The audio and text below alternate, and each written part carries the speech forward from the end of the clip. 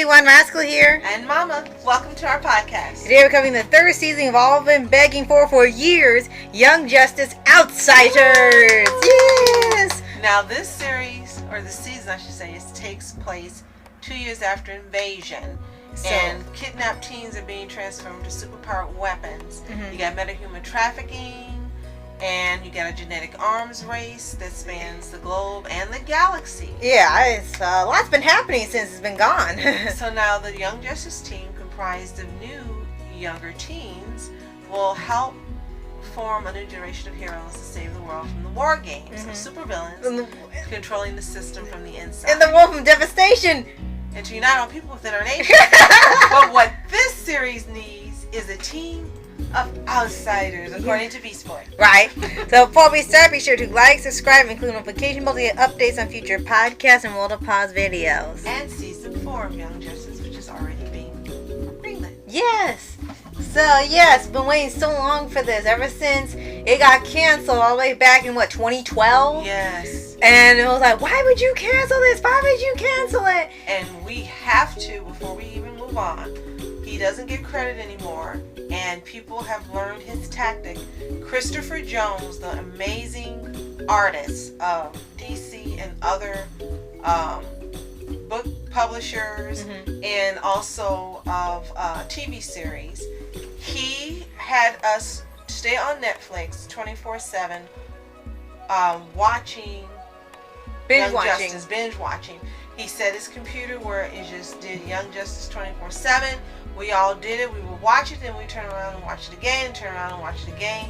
And by creating, I guess I should say, pushing the numbers up and creating demand, Young Justice got approved, or greenlit, I should say, for season 3. Right. It wasn't through Netflix. It was through the DC Universe. Right, their own streaming platform. But who cares? Because after season 3, they released this entire season on DVD. I found it at Walmart for $16.99. I pounced on it. It was the last one there, and we were doing a happy dance because we finally got to see season 3. Yeah. So thank you, Christopher Jones. You are the father of binge watching to create demand for series that have been canceled or have ended too soon.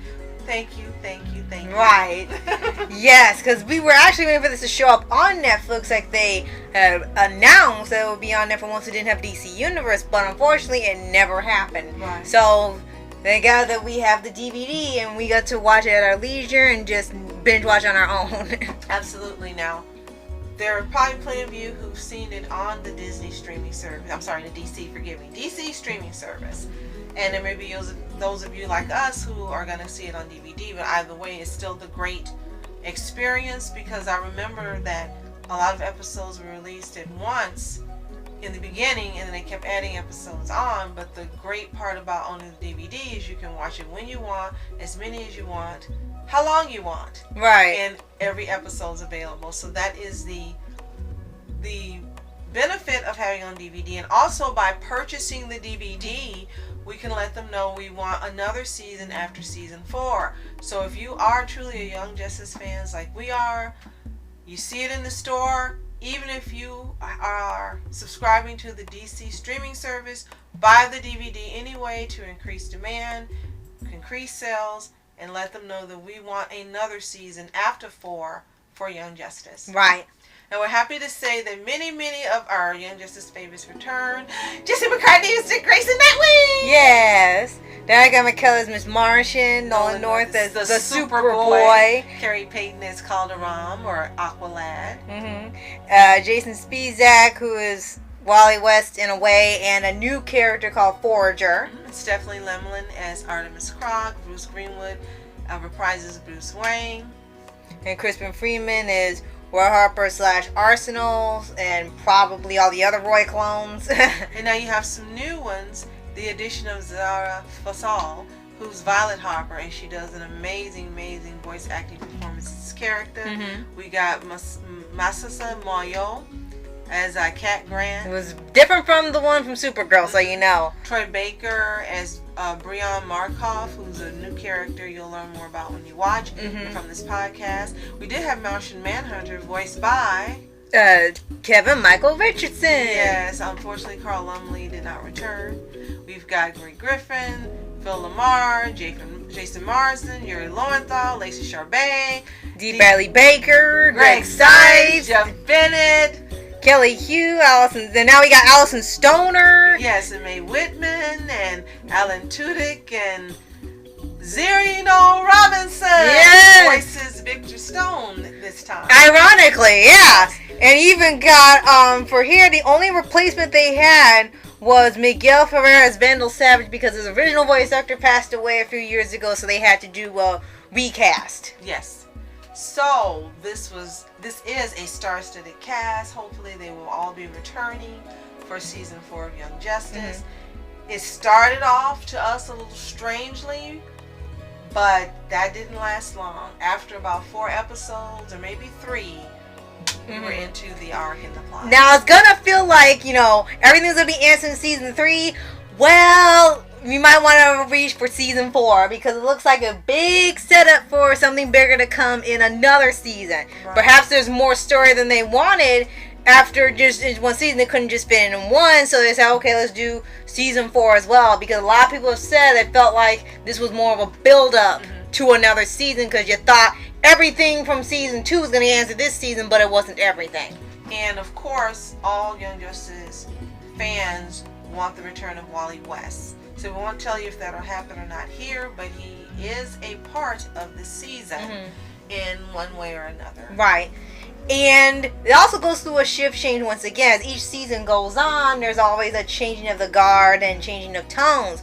Well, in here, the theme is, of course, the outsiders. And for that, I kind of figured from the title, it was people that have been, banished or outcast from their homes or their countries, and they come together, form their own family and their own team, which is what happens here. However, it goes from that to being even more than that. As you know, Young Justice Season 1 was about all the proteges becoming their own team and being their own team of heroes. Invasion was about aliens taking superpowered kids to use them for their purposes and to take over the world under the nose of humans. Season 3 is about all these people that have been outcast and coming together. However, thanks to Beast Boy, outcast is also now a trend. It's more of a trendy thing, which I guess was supposed to be to fit in with the time period of when this came out was 2019, I think.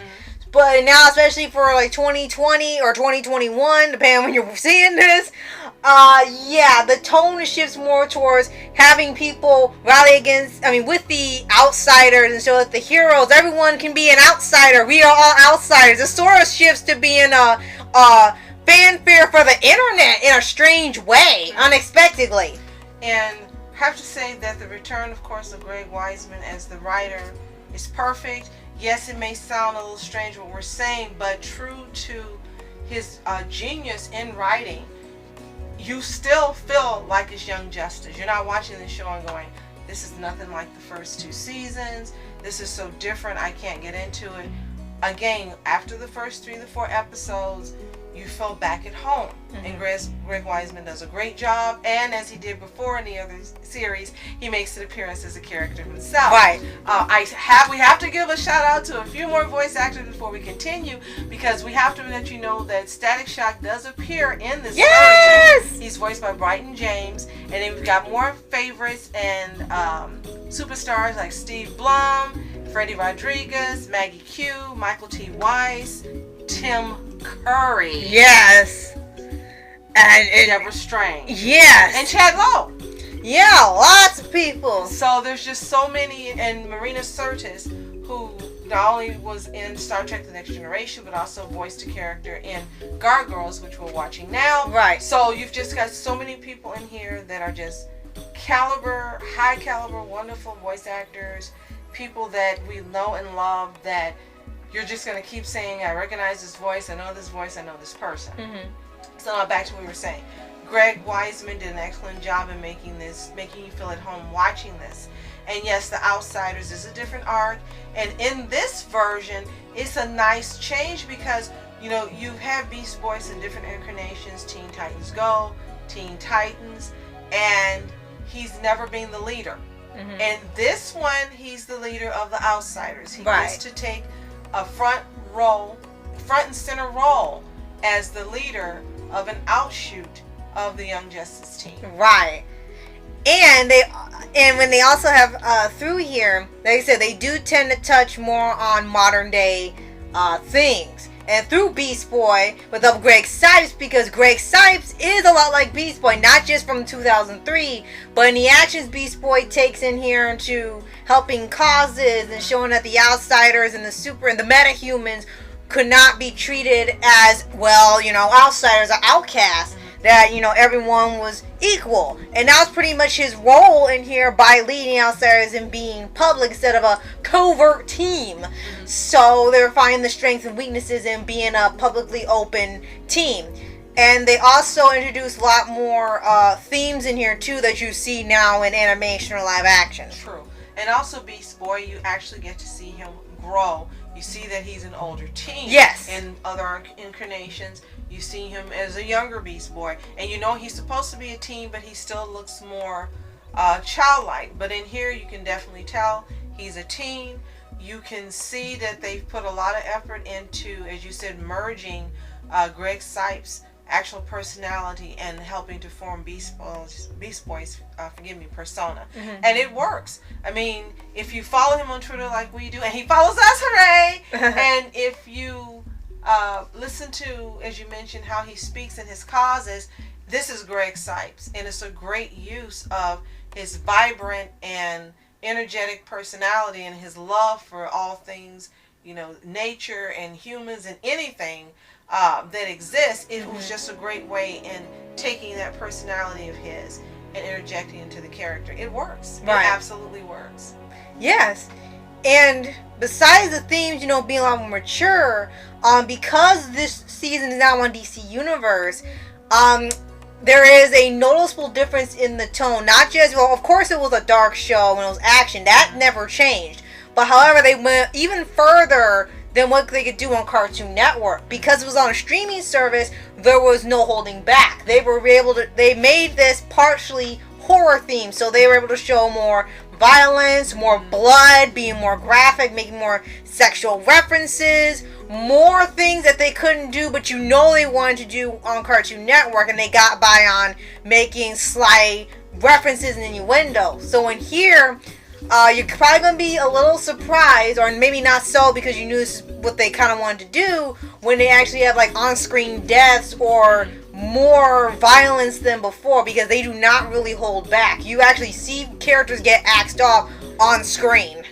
Now that you brought that up, we want to really mention this new character that we briefly mentioned when we were talking about the voice actors that Zara Fazal voices.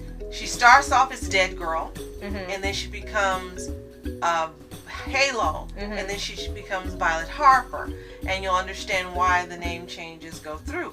But her quirk is what we're going to call it, is that no matter how she's killed, she comes back to life. And she reforms. Right. So if she's burned, if she's shot, if she's stabbed, impaled, drowned, no matter what happens to her, she reminds me of the character on Heroes, the cheerleader, who no matter what happened to her, she always came back to life. Right. Right. So in the first part of this series, her character is the central character that everything happens around. Right.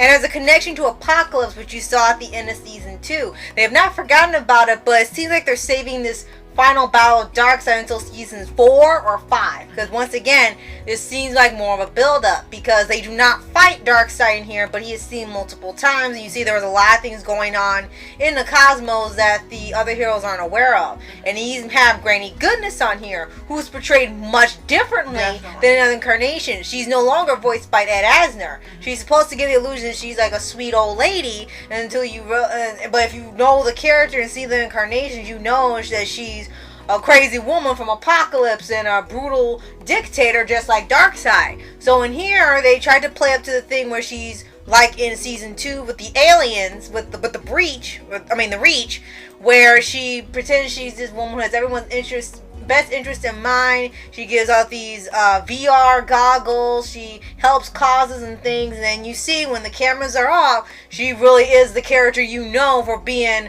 just very cruel.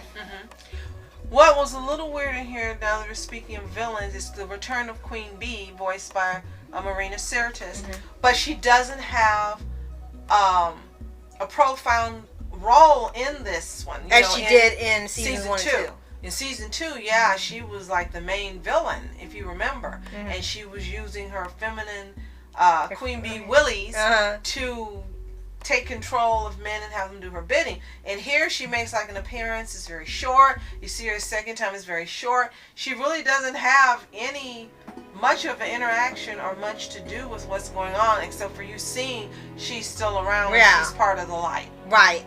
You also have the return of Clarion the Witch Boy, who was one of my most, I don't use this word often, I really hate this character. I despise Clarion the Witch Boy. Well, at least good thing you only have 5 episodes instead of a whole season. And he returns, of course, as an adversary and a villain. You mentioned Vandal Savage, who also is very different portrayal in this season as well. And of course Count Vertigo comes back, and you have Ra's al Ghul, who took a very long time to recover this time. Adam Strange.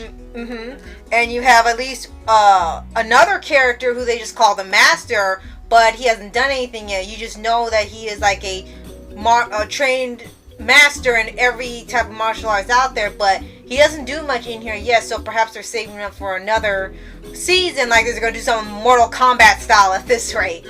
And there's one thing I want to bring up for the voice actors. Something else you want to mention for the villains before we get to it, though? I do want to mention they got a couple new ones. Devastation, Professor Ivo. You will see how they work in.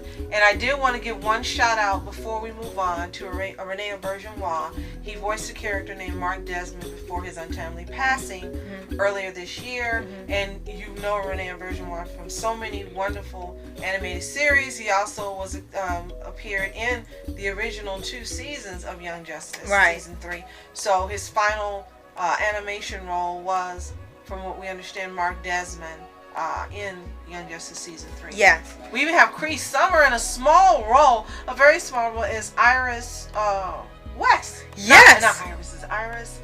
No, Mary West, his mom. Yeah. And you even have another big star in here for doing one role. Hold on, what was her name? Jennifer Lewis. She was in here for like an episode, so they had some heavy-hitting stars for only one episode. It was kind of weird. Yes. Now, I want to mention this one thing. We mentioned that Carrie Payton is in here. And we mentioned that Zeno Robinson is in here. Yes. Very talented actors. Here's one thing that's just kind of, we can't tell if this was on purpose or not. Carrie Payton voices like 10 characters in here, and you can tell they all sound like Cyborg. And it's so fantastic. Yeah, everywhere is Cyborg. He's even the father of Cyborg in here, and he's, of course, Aqualad. He's so many characters in here. Black Manta, and then all of a sudden, Zeno Robinson is Cyborg. Yes. So it's like, here we know it's him, but it was so strange to hear him voicing this character when you're so used to Carrie Payton. Right, Carrie Payton was literally voicing every other guy except Cyborg. Then there's Zeno Robinson.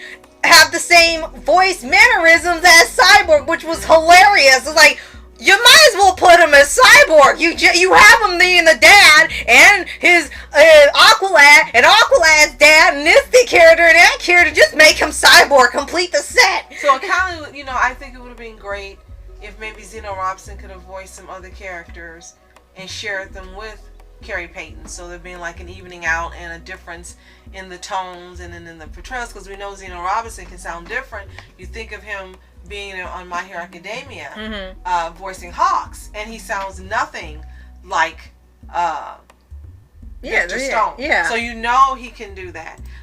One thing I want to do, because we only gave credit to Greg Weisman, but this series writing credits includes not only Greg Weisman, but Brandon Vietti, Jeff Johns, Tony S. Daniel, and Marv Wolfman. So I just wanted to make sure that we give everyone credit, but Greg Weisman, all hail Greg Weisman. He is the main and major writer that we always give credit credit to. Yes. And season 3 in general is just, like I said, it's great to see the characters return. It's been a long time, so you have to kind of get back into the groove after a few episodes, as you said. But after that, you get over that little bit of hill, then you get back into what's Young Justice. They even have a good mini homage towards the end of the season to the first season that you really miss seeing. Yes. And they even have a bigger role for Black Lightning in here, because he is introduced in here. Absolutely. And it's even bigger than what was in the live action TV it's show. even better than what was in the live action TV show. The character here is portrayed much better to me than in the live action. I'm very grateful that that show got greenlit and has been on. But as far as the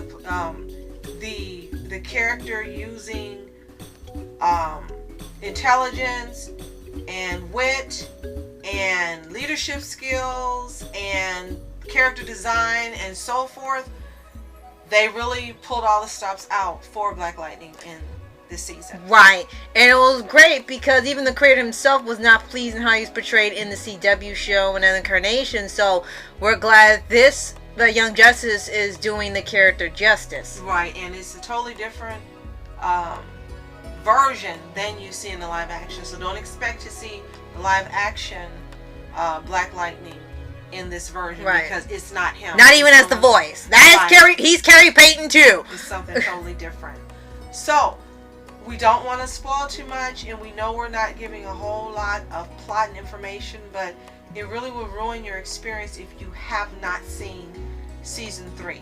That being said, if you have seen season 3, either on the DC streaming service or you purchased the DVD like we did, let us know what you think in the comments below. Are you happy with the changes and updates? Are you pleased with the arcs that the multiple arcs that are taking place in this season? Are you happy with the wonderful cavalcade of voice actors and the many, many, many characters that appear in this series? And last of all, are you looking forward to season 4 as much as we are? And do you want to keep buying the DVDs so we can get a season 5? Right. Let us know everything in the comments below. Yes. Nightwing. Yeah. Oh! One last thing I definitely want to mention, it just came to mind before we close out, is that Lex Luthor actually hints towards something that will be a theme in season 4. He proposes because of the dangers that heroes are all the time, and they're going around and without permission of the police or the government, which becomes a major theme in here. He proposes that and tell me if this sounds familiar, the superheroes need licenses and or permits to do their job. Alright, if season 4 is greenlit and that's what happens, you're gonna start seeing a lot of similarities in this show. My Hero Academia.